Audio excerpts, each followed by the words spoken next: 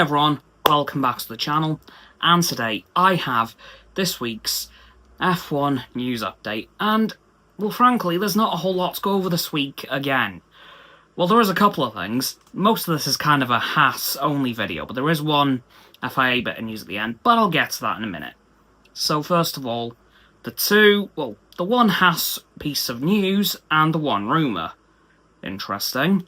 So first of all, the Haas rumour is that, yeah, I can't believe this, Christian Horner, who was let go by Red Bull officially on Monday, yes, he was let go as team principal back in July, but now his affiliation with the company overall is over. Yeah, there's now rumours that Christian Horner could be close to taking over as CEO and team principal of Haas, of course usurping Ayao Komatsu, who's been there as team principal since last season. This is interesting. This is a rumour. That's all this is right now. We have no confirmation from either Horner or Haas that this is happening. So is it going to be happening? I've got no idea. But all I know is that there is a rumour going around that Christian Horner is on the verge of becoming CEO and team principal of Haas, but time will have to tell if that actually comes to pass. Now, onto the piece of news. Today, there are going to be two drivers doing a previous car test for the team, and those are ex-IndyCar driver James Hinchcliffe and Roman Grosjean. Yes, he is back in an F1 car for the first time since 2020 when he had that horrible crash that almost claimed his life. And he's returning to the same team in which that happened, and he's going to be driving, I'm assuming, the 2023 Haas, as that is the most recent car you can drive in a previous test, because you can't test the previous year's car, only the year before.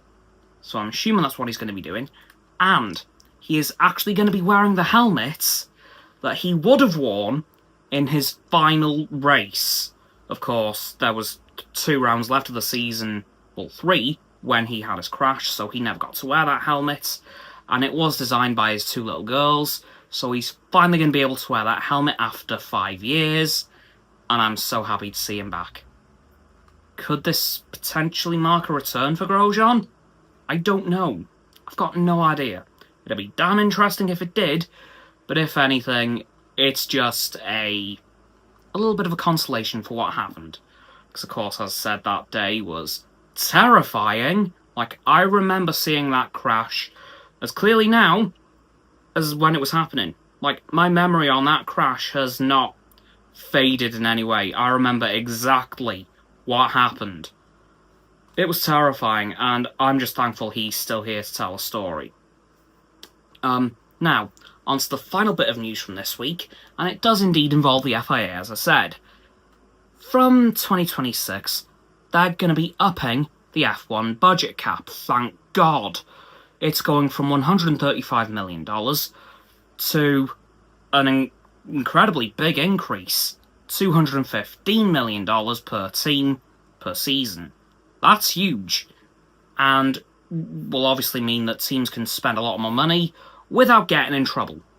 Because let's not forget, in 2022, Red Bull were found to be over the budget cap for 2021, and I believe in 2023, Red Bull, and I think it was McLaren, were also under suspicion of breaking the 2022 budget cap. Frankly, I don't remember what came of that investigation.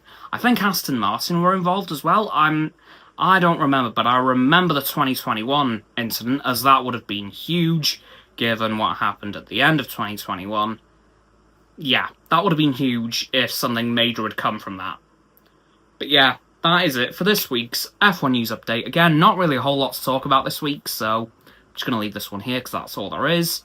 So please, like the video. Subscribe to mine and Roxanne's channels. Her link is down in the description. My sub button is down there. Please click those. Then the bells to get both sets of our notifications. Comment as well, because why not? Let me know what you think of what I've talked about today, and if there was something I've forgotten, or if the Christian Horner things come to pass now, let me know in the comments below. Once you've done that too, please follow me on the social medias.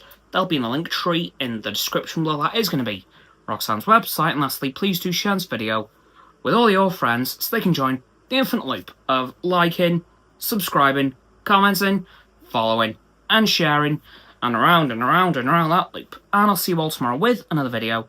Goodbye!